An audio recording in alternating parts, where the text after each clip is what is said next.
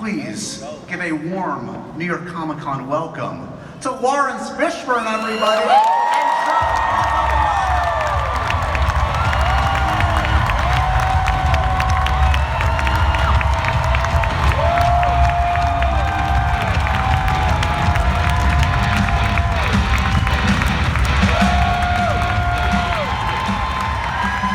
New York City, what's happening?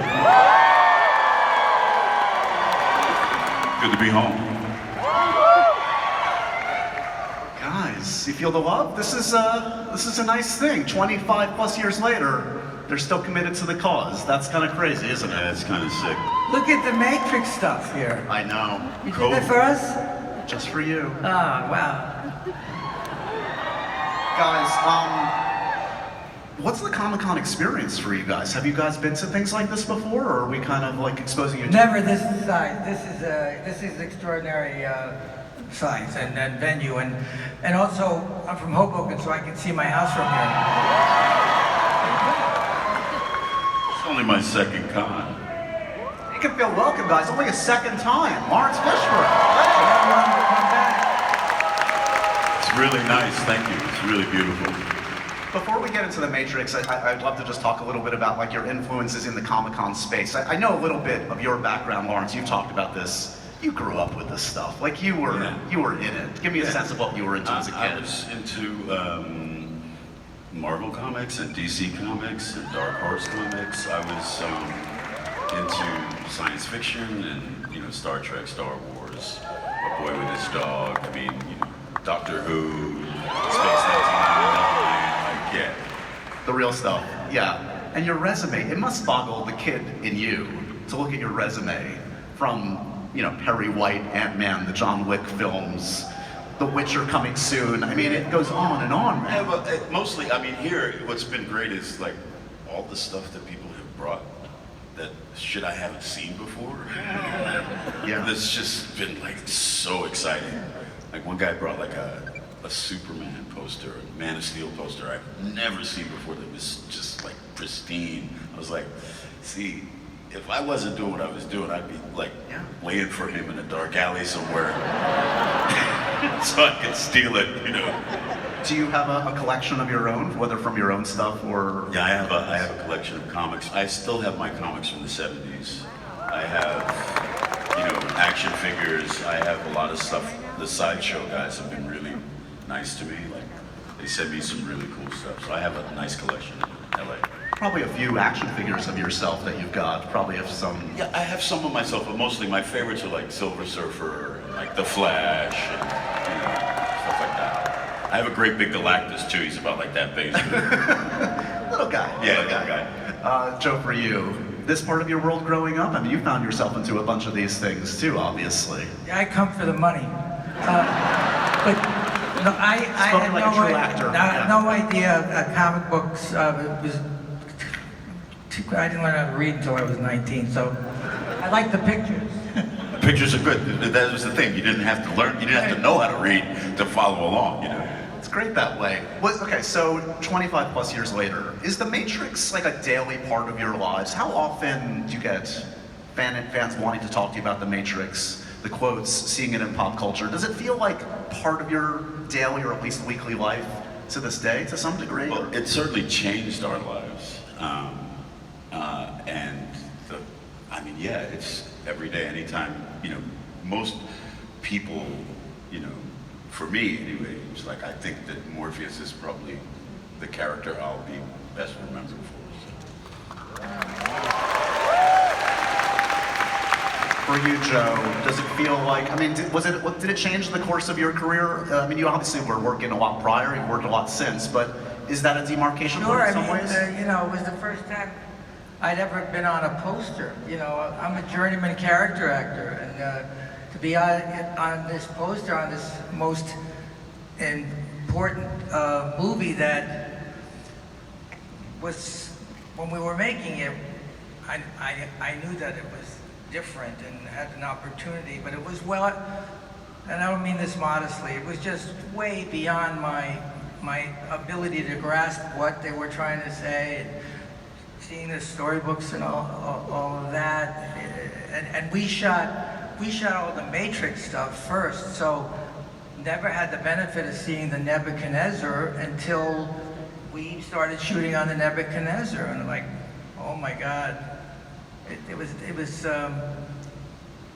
just, and also we had so much fun living in Australia for six months.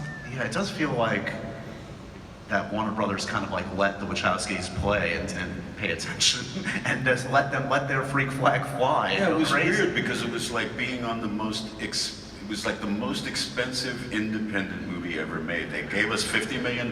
They sent us to the other side of the world, and they didn't bother us at all. They let them just do what they were going to do.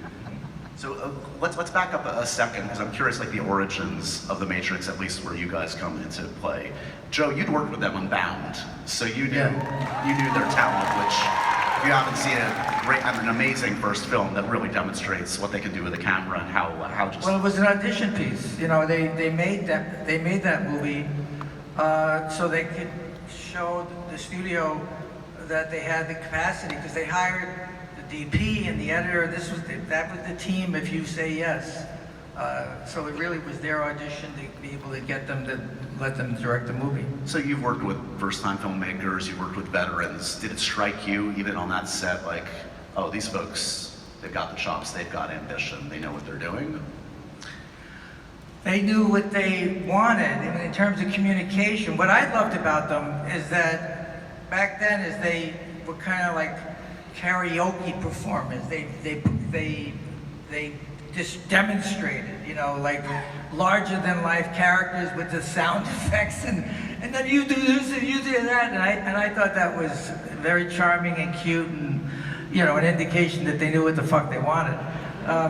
But it was also for me to work with Fishburne, who I'd gotten to know a little bit, and Keanu and Carrie-Anne, and then all of these wonderful Australian and New Zealand actors. I was totally a fish out of the water there, but it was happening fast, and they were breaking a lot of things, and it was cool. So for casting you, Laurence, I mean, there's a lot of lore about like the different casting permutations. You know, Will Smith turned it down. There was talk like Val Kilmer. There's a long list of people they thought of or not. Were you aware, like, what was your interaction with them? Did it come as a script? Did you have to audition? How did you enter the Matrix? I read the script. My agents were tracking it. I read the script, and I immediately knew it was the most original thing that I had ever read, and that I wanted to be a part of it. And I met them in Vegas. We were there. You were there. I set it up, yeah. Yeah. So Joe set this thing up. We were at one of the fights, right? It was the one when Tyson bit off. It was the fight. Yeah. The fight. Met the Wachowskis. Lana, who was then Larry, said, "Oh, when I was writing this, I heard your voice in my head." And da da da da. And then I went, met with them again, and I said, "What do you guys want to do?" They said, "We want to make a Japanese anime live." And I was like, "Oh yeah, put me down!" You're speaking my language. I think I scared the shit out of them. I think they weren't ready. And then you know, we went to work. We went to Australia. We trained, the whole thing. We're not going to gloss over that. We're going to talk about that a little bit more. But for you, Joe, like, obviously, again, you'd worked with them before. Had they on set of Bound, like, mentioned, oh, we're cooking up this thing, maybe we're thinking of you, or like, how did it manifest that you entered this one? Yeah, they mentioned that they were, you know, they were hoping to be able to direct this movie. They'd had bad luck with screenplays that they had sold, and then it was given off. I don't know, that's kind of like happens for a lot of filmmakers. They get their voice, they decide that they've got to direct it. And they did mention that there was a part in this thing, if they get to direct it, that they would like me to do.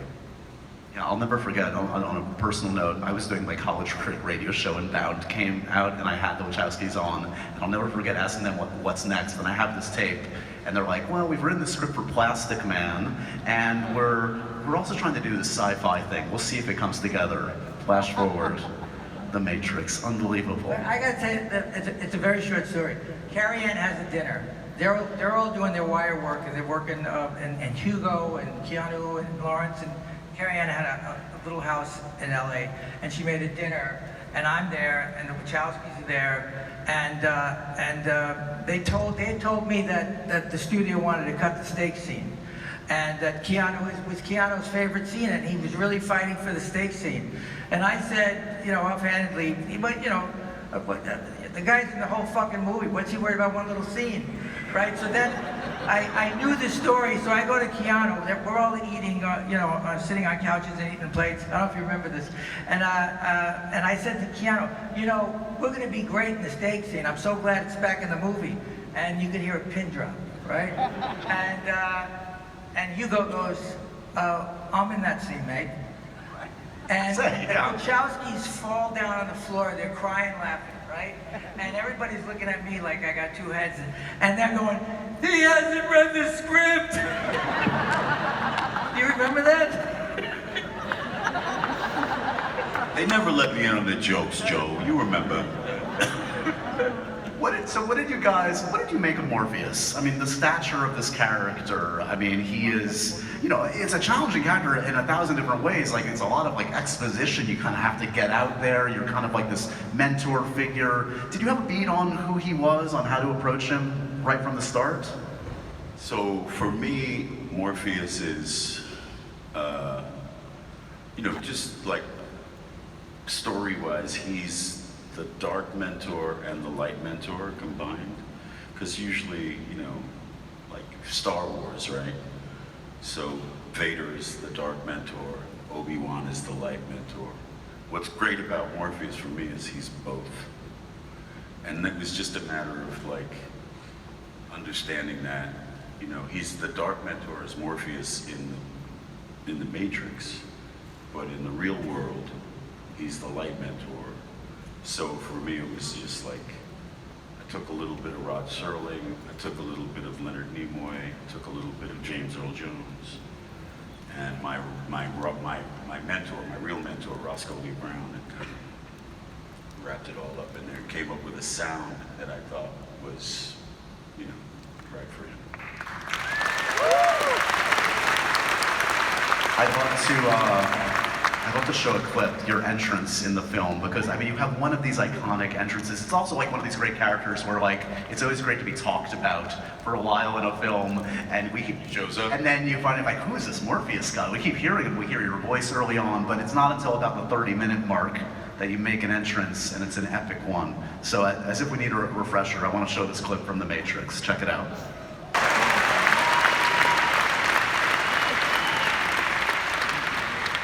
I mean, it's all there right from the start. It's like the specificity, the cadence, the walk. You had a plan. You knew what you were doing. I knew what I was doing, but it's really intuitive. I'm not somebody who like spends a lot of time doing research or any of that stuff. It's just, the script was so unique, and I understood the concept of one world and the other world, and I understood anime as a fan. I love science fiction, so I just went with my gut. The writing is gorgeous. You know, that whole speech, when he goes, you can feel it when you go to church, when you pay your taxes. I mean, that shit is gorgeous, right? So it was, and the other thing about that scene is my silent partner in that scene, Keanu, is beautiful in that fucking scene. As I'm like, the first time I saw it, in '99 when it came out, I forgot about all the metaphysical and spiritual and religious and all the symbolism and stuff that's in it. And because we worked so hard training, you know, all I can remember was how sore I was from the action. So when that scene happened, I was like, and he offers him the pill, my internal dialogue was, don't trust him, don't fucking take that pill!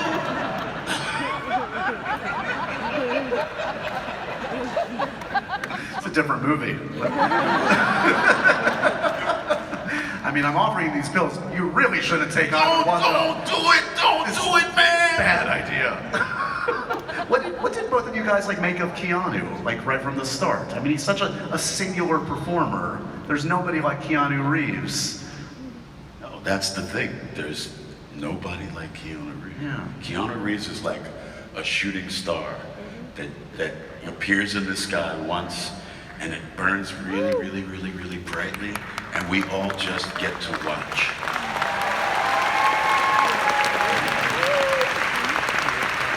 So we were alluding to this earlier, Joe, like stepping onto the sets. Again, that probably gives you a sense of like, okay, now I kind of get it. Now I'm in this other world. How much did the sets, the costumes, the accoutrements kind of like get you in the zone to play Cypher? Wait,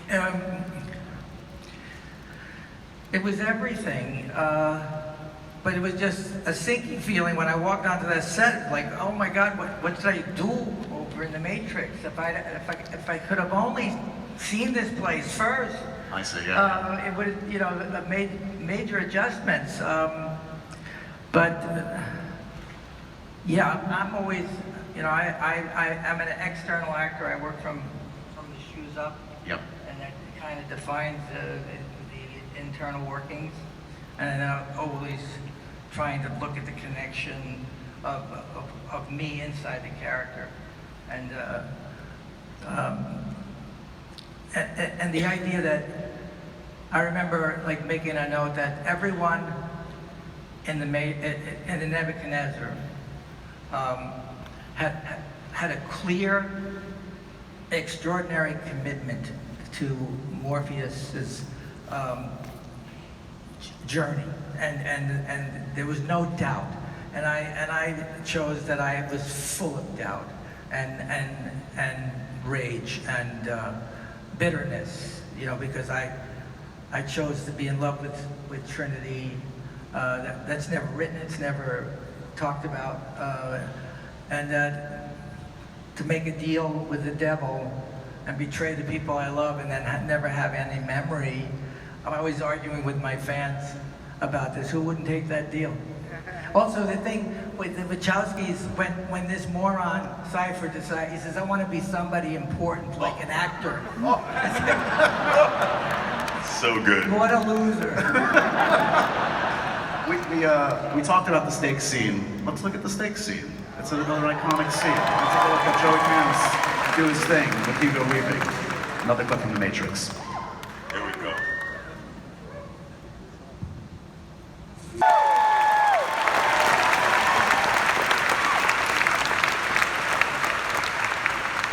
Also, again, you're talking about a screen partner, you're having Keanu in that, having Hugo, the contrast, again, this measured, very specific delivery, which, again, such a choice, like, and pays off, but like, you know, you're actors, you know when you're out on a limb, he was going for it, he was doing a thing. What did you make of it? Do you have any recollection of like seeing Hugo do that cadence, the way he was speaking, and what you made of it at the time? Yeah, because he's nothing like that, you know. And so I got to know Hugo as Hugo during all the rehearsals and hanging out. And we've shot in Sydney, in his hometown, and then this guy shows up. Same thing with Laurence. You know, it's like Lawrence's characterization is so specific and regal, and you know, I was just putting on a leather jacket and talking like Joey Pants. I don't know about that. Well, let's talk about the leather jacket and the looks for both of you. Did you have any say, like, on, like, was the goatee, like, your choice of the facial hair, or did the Wachowskis have very specific, I would imagine they had specific ideas on wardrobe, but, like, was there any exchange on either of your looks in the film? Yeah, I mean, you know, Kim Barrett did an incredible job. I mean, all the silhouettes she had, you know, they had designed, you know, and they're gorgeous.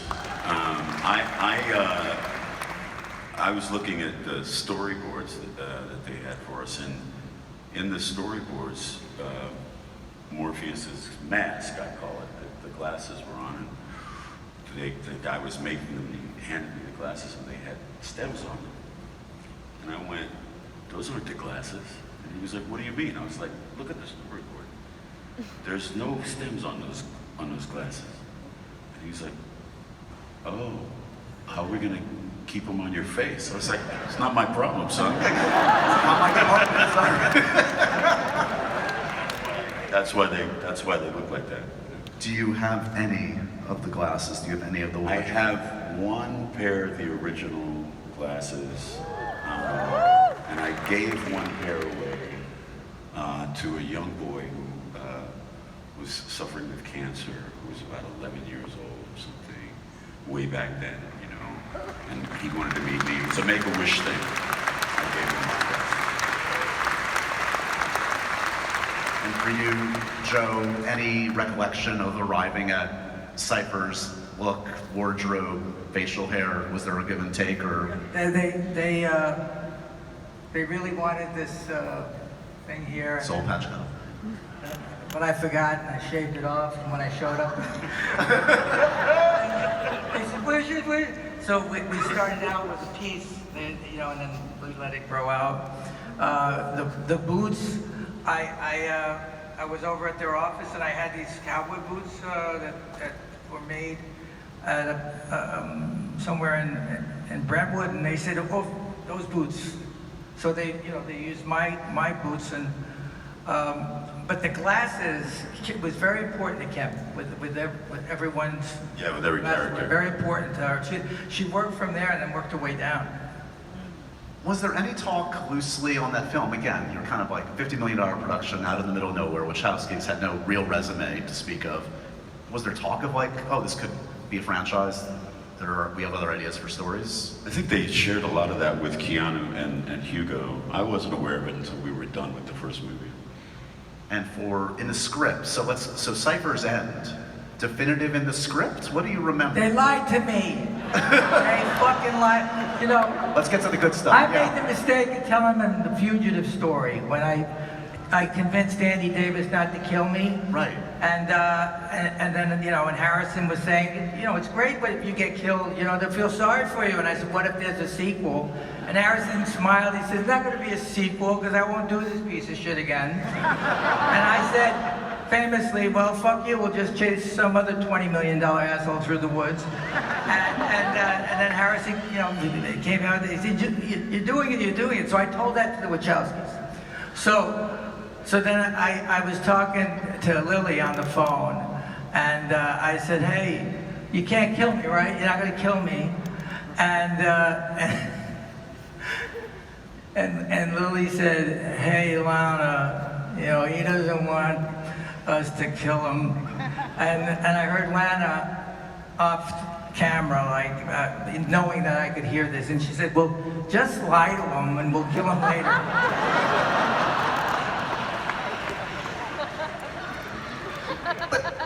On screen, it's not 100% definitive, is it? I mean, if you really look at it. Don't get me started, all right? I brought fucking Agent Smith back. They don't, you know, it's a matrix. Insert his body. Yes. Come on. It's not too late. It's not too late. It's never too late. Where's Cypher today? How's Cypher doing? What do you think? Living his best life? On the mend? No, what? What? He's an actor with an Oscar, they say. There's kind of two things that I put in the fight, and Keanu put something in the fight. We both stole from the same actor. So this is my version of Bruce. This is Bruce Lee. And Keanu does this, and that's his version of Bruce Lee. And then I did my version of Ali Shuffle in the Dojo fight as well. Well, not only that, yes, come on. No mystery. But they obviously then incorporated the callback at the end. With Hugo and Keanu, yeah. So you did more than your share, man. You should get a bonus for that one. It's, you know, it's all in the collaboration. It's just, you know, it's the shit that you do because you want to have people have the same kind of feeling that those movies that you watched gave you, you know. Do either of you remember the first time you saw the film? Was it pre-premiere? Was it at the premiere? We saw it together. At the Lantana at Santa Monica. I think we got to see it the night before they were going to show it to the studio. Is that right? I can't remember, man. I remember seeing it in New York because I was doing a play. I was doing Lion and Winter here, and I couldn't be at the premiere. and I saw it here. I went to see it with an audience here in like Times Square, and I don't even the hat down and just hiding out because nobody knew what it was. You know, the Lorenzo de Bonaventura, the story is he showed the script to, I guess, the Greenlight men at Warner Brothers, and they were like, "We don't understand it." And he was like, "Nobody under 30 understands it. It's okay."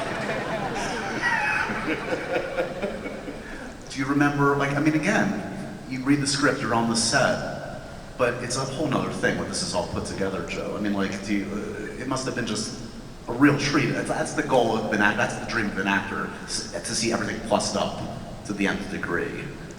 You must have been so relieved and satisfied when you saw it. Well, you know, I have really bad taste, so when I saw it, I thought, this is, you know, this is what they were talking about. This is wonderful. But mentioning Lorenzo and all of these young executives that really put their asses on the line. If this movie, you know, a lot of great movies that don't open, if this movie opens and people don't show up, there's all of those careers that are going bye-bye, you know, and so it really needed to have a happy ending. It needed to open, and you know, so when it did, I was incredibly relieved for all of these pioneers. I mean, executives like that.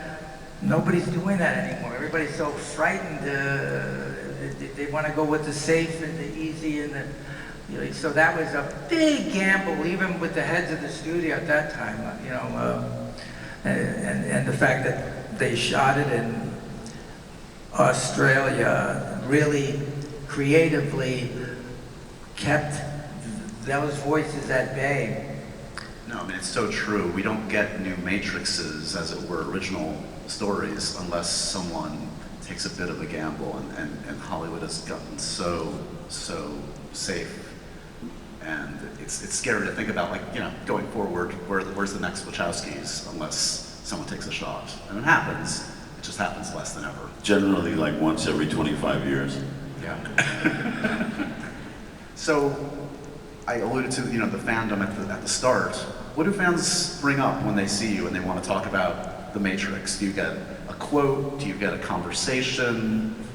You must have had innumerable fan encounters over the years. Do any stick out for you? I always get red pill or blue pill. Like that's, people think that's, they think they're saying hello to me when they say that. I realize that's what that means from them. And I'm kind of like, well, it's always a purple pill day, isn't it? It is.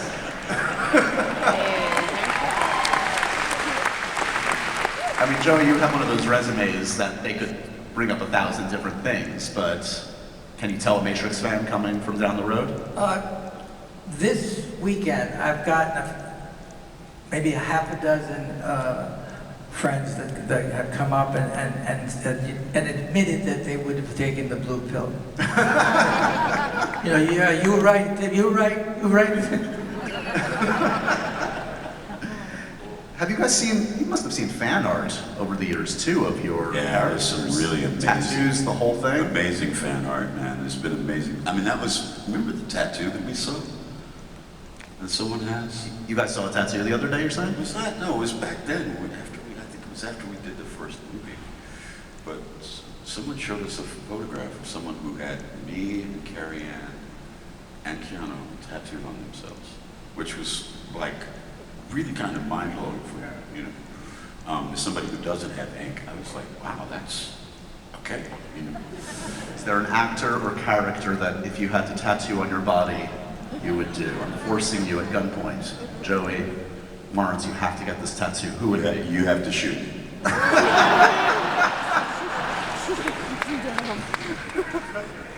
No, I just have my kids on my arm, but there is an old girlfriend that I covered up with a leaf. I hope she had a short name. It was. Fortunately, there's a guy that the Goonies. There's a Goonie guy that his entire body, and he comes to the conventions, And so he had me, had my character here, and then he had me sign it with a Sharpie, and then he tattoos it. So he has everybody's signature as well. Yeah. Wow. Again, commitment. Love. That's love. Yeah. Of course, Matrix spawned a bunch of sequels. Obviously, Reloaded Revolutions, Laurence, you were a part of them. Talk to me a little bit about, I don't know, your perspective on those two. Those are ginormous undertakings we could spend hours on in and of itself. No, it's, you know, again, we went back to Australia, you know, and we knew that we had to sort of match what we had done. And there's, you know, there's some great stuff in both of those movies. I like Revolutions of those two. Yeah. There's something about Revolutions, I can't put my finger on what it is, but I think it's when Keanu was blind. And I think that whole thing, going to the city of the machines and all that, I thought was kind of fascinating. But nobody had done it like that before. We were the first ones to work with, we were the first Western actors to work in the Hong Kong style of action. Yeah. And with the first movie, and then, you know, they created bullet time. Yep. They came up with bullet time. And they were the people that really pushed the digital component with John Gaeta and his visual effects team to create Zion, to create the Sentinels. So, you know, we knew we were involved in something that was groundbreaking, and it was evident that it had changed movie making right away, because there's no movie that comes after The Matrix that's a sci-fi action or fantasy. It's everywhere at this point. Yeah, now people don't realize, but no Matrix, no MCU. Like, no, doesn't look the same. In what way do you see, when you're watching MCU films, do you see The Matrix? It's in terms of the quality of the action, the time that they spend to train, to get the actors in shape, the commitment that they have, the graphics that they're able to put on the screen, the things that they're able to create on screen using both practical things and digital art doesn't exist without The Matrix. The Matrix is the blueprint for all of that. Do you have a favorite? You have some great speeches in the sequels.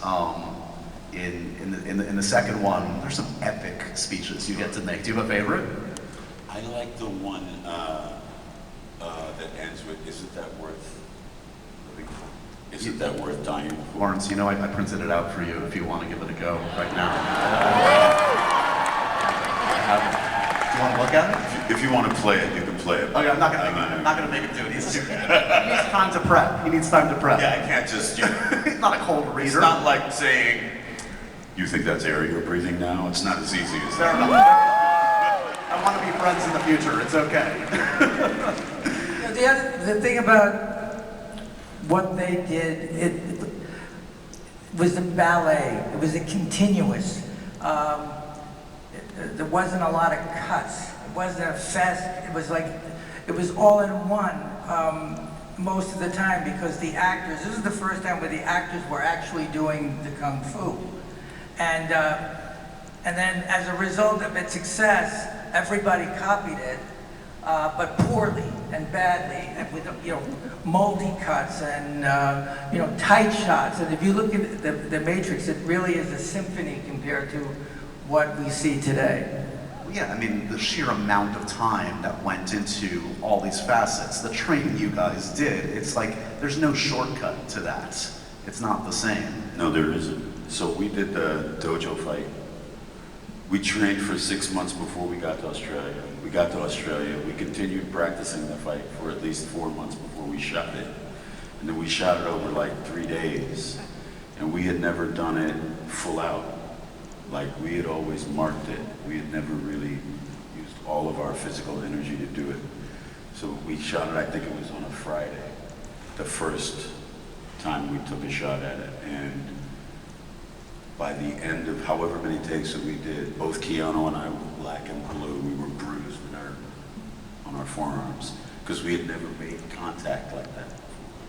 So that's how committed we all were to doing this thing, because we knew that they had a vision and they communicated with us very well that what they were trying to do was something that nobody had seen before. Also, just like on a basic fun level, no one has ever like looked cooler in a film, Laurence, than you as Morpheus. Like, I mean, you acknowledge that, like that silhouette, as you say, the way they photograph you, it's instantly iconic. Well, thank you. I mean, I have to say that Omar Sharif and Peter O'Toole look cooler than I did. So. It's good company to be in, at least. Look, the film was a phenomenon, obviously. We're still talking about it to this day. The box office was huge. It was actually, you know, for its time, for a film of that, it won 4 Oscars. They were all technical Oscars. Do you feel like it got its due? I feel like if it came out today, actually, there's a little bit, at least, awards-wise, more acceptance, at least a little bit. I don't think so, because it's science fiction fantasy, and nobody was taking science fiction fantasy seriously in that way, in terms of performance, in terms of story, in terms of, because it's fantasy, right? So it's escape. It's escapism. It's really honestly crazy is how relevant it is now with, you know, our real world and our virtual world and our real lives and our virtual lives. That's what's trippy, that it really does speak to all of that. Yeah, I literally just did a panel with James McAvoy and Elliot Page here like an hour and a half ago, and I asked Elliot about like films that influenced him growing up. And it was Matrix, because it was cool and it was actually about real, like, deep ideas. Yeah. And that's what some people forget. It's like, That's sure, right. it's the coolest movie ever made, Right. but it's heady stuff that you can like do a PhD dissertation on. Yeah, but you don't have to. You don't have to be involved in all that stuff. You can enjoy the fantasy of it without really deep diving into the deep stuff. You see it at 12, it blows your mind, then you return to it 10 years later, and you're like, oh, let me dig into the deep stuff. So your relationship with Resurrections, obviously, I think some of us, fair to say, we were bummed we didn't get to see you back Yeah, thank you. in Resurrections. Was there, I mean, did you reach out? Did they reach out? Was there a conversation? Reached out, and it just didn't, you know, it didn't pan out. And, you know, I said thank you very much, and Lana said thank you very much, I'll think about it, and that was that. Apparently, word on the street is Drew Goddard, a very accomplished writer, is working on a new Matrix film. I don't think. Who's this? Drew Goddard. Really? Yeah. Oh, cool. You have his number?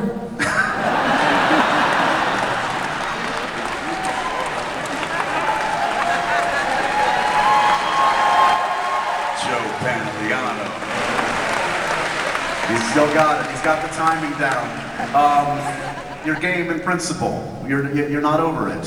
One more go round as Morpheus and Cypher, perhaps. Yeah, God, yes. I mean, you know, it depends on, you know, how good it is, really.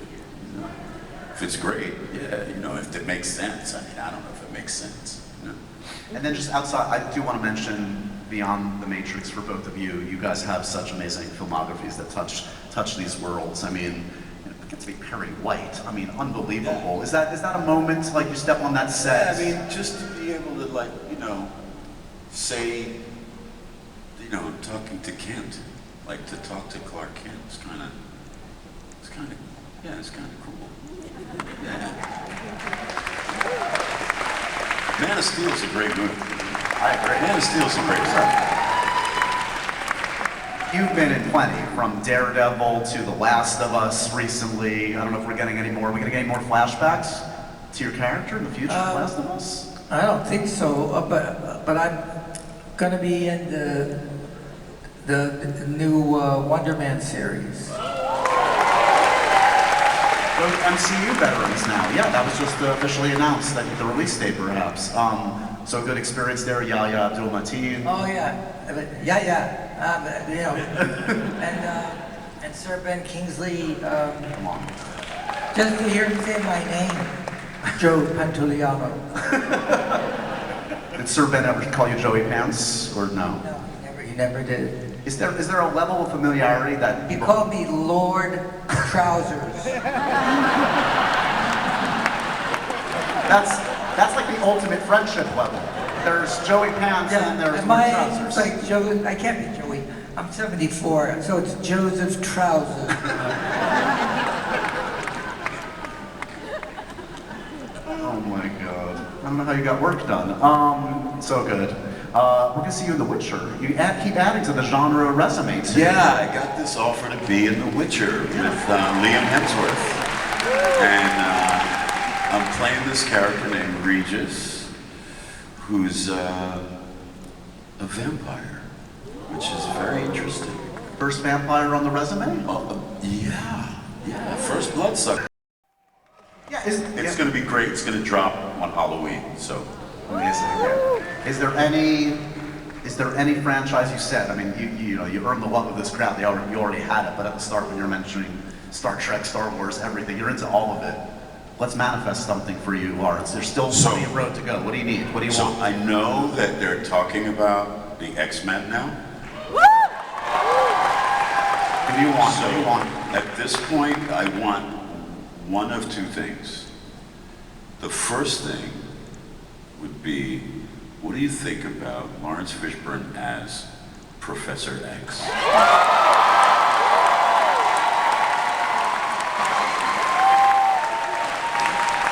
That could be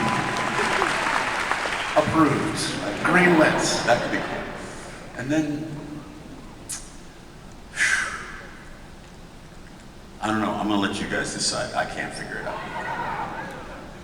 Star Wars? At this point? Star Wars?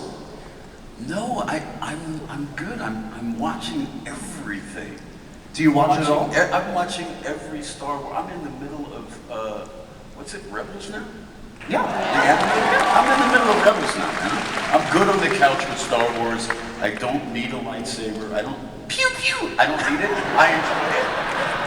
But I don't need it. And then I think really, honestly, it's whatever. Like people always ask me, what's your favorite thing you've ever done? And I'm always like, the next one. Whatever the next thing is. So it's been 25 years since The Matrix, and maybe some freak out there has got a strange movie they want to do, and nobody knows if it'll work. I'm your guy.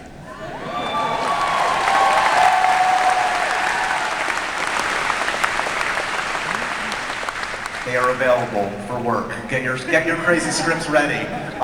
You guys, it's been honestly a true honor to share the stage with you. Congratulations on everything in your career. In particular, though, this 3,000 plus crowd appreciates your work in The Matrix. It stands the test of time. It always will. Give it up one more time. Thank you.